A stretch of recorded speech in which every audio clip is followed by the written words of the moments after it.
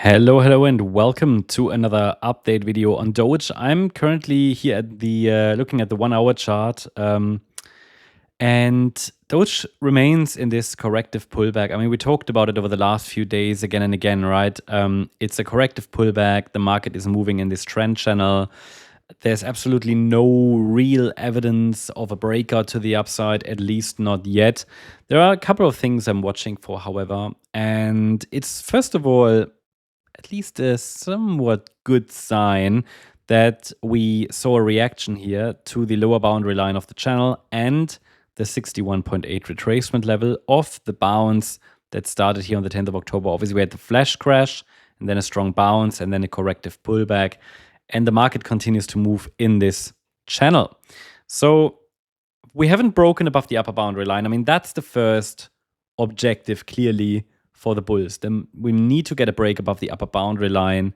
That would then send the price probably to the next resistance around 18.6 cents.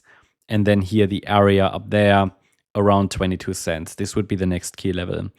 What is important is that for any reversal confirmation, we get a 5-wave move to the upside, like a 5-wave advance in this case. That would be important. Now, do we see that already? Well, gotta say, we have something that looks a bit like 5 waves up. It's not very clear what's going on there. Okay, it's not very clear. But we could be working on a 5th wave of the wave 1 here. I've already added to the chart the support zone for a wave 2 pullback. So in case we indeed get a deeper pullback in wave 2, then the bulls should defend the area between 13.7 cents and 14.7 cents. This is really the critical, you could say the critical support level or area that needs to hold, yeah? If we get a deeper pullback. Now, if we push a little bit higher first, that wouldn't be a problem. I mean, if we push a little bit higher first and we get a pullback then, well, before we get the pullback, ideally we have to adjust the support zone higher with the price. But it wouldn't change much, yeah? It's important to understand that also here we could probably draw a trend line, a small trend line the market is respecting at the moment. Any break below this yellow trend line could be a first indication we've started a pullback of sorts. And I mean, that could be the wave 2. Yeah.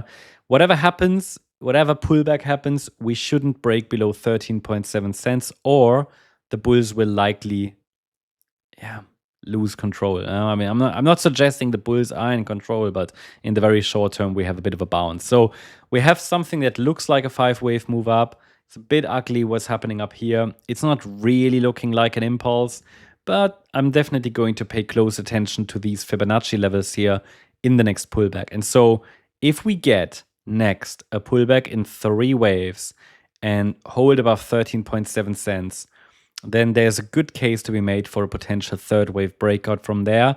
And I would really like to see a break above this blue trend line.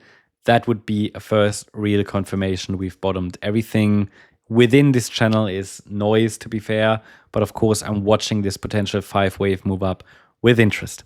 I'll keep you updated. If anything changes, you will hear it here first. Hope you liked the update. If you did, please hit the like button, leave a comment, and subscribe. And if you really like the content, then please check out the channel membership. Also, I invite you to follow us on X for additional charts, updates, news, and much more. I leave a link in the comment section for you. Here you get a lot of additional updates, charts that I don't cover necessarily on YouTube. Thanks so much. Bye-bye.